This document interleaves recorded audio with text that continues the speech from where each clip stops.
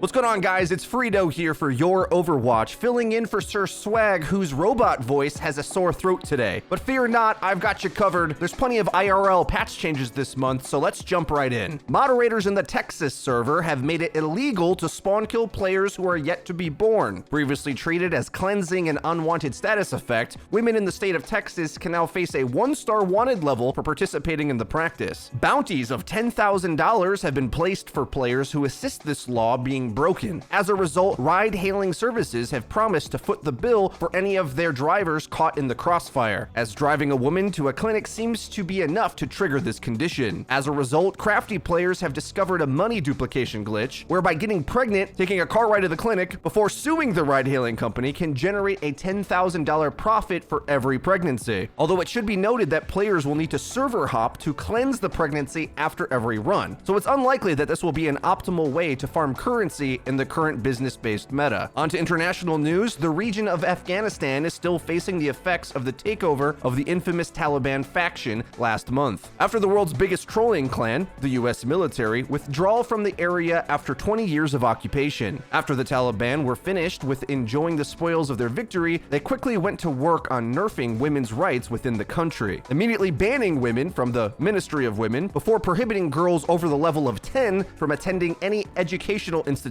at all, significantly nerfing the character class in the remote area. The Taliban have also started installing members into key positions of power, although instead of choosing leaders based on their technical capabilities, they've instead decided to instill individuals purely based on their DPS rating. Local players have been begging developers for a balance patch or game update that can address these concerns, but it appears the US military have pulled out development resources to work towards the so far unannounced Afghanistan sequel. Until the next big update, Afghanistan players will be stuck in the dog-eat-dog DPS meta, where everyone fends for themselves and no one will pick a healer. Viewers who might remember the early years of Overwatch before the introduction of role queue will know exactly how dysfunctional this type of team composition can be. The nation of Guinea was on the stage of a military takeover this month, marking the 4th coup within the African server in only 12 months. Guinea has a long history of unfortunate leadership, being ruled by the French up until patch 19.58, after which it was run by less than democratically aligned individuals for the next several decades. When the nation had its first democratically elected leader in patch 20.10, he would eventually rewrite the constitution to stay in power, exploiting an obvious exploit that was never intended by the developers, but now has come to define gameplay. Of course, this was until he was overthrown this month by a man called Mamadi Doumbouya.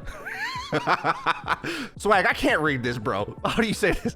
Mamadi Doumbouya, a man who has seemingly specced fully into the Sigma male skill tree, being a former French legionnaire, serving as a member of the Guinean Special Forces, and even receiving training by the Israeli military. Mr. Doumbouya has issued a content roadmap for the nation going forward, with the democratic election update dropping at the start of patch 20.23. However, if previous developers are anything to go by, we can probably expect some extended delays. And with that story, we wrap up the patch notes for this month. The regular team will be on board to cover the big news at the end of the month, so don't forget to check that out. Thanks for Sir Swag for asking me to guest host on his show. If you'd like to check out my own content covering Overwatch 2, admittedly not as heavy as the content Swag covers on this channel, but perhaps a good break from the dire real-world patch notes, click the link in the description to see our guides and news breakdowns of Overwatch 2. I've been Frito from your Overwatch, filling in for Sir Swag. See you guys next time.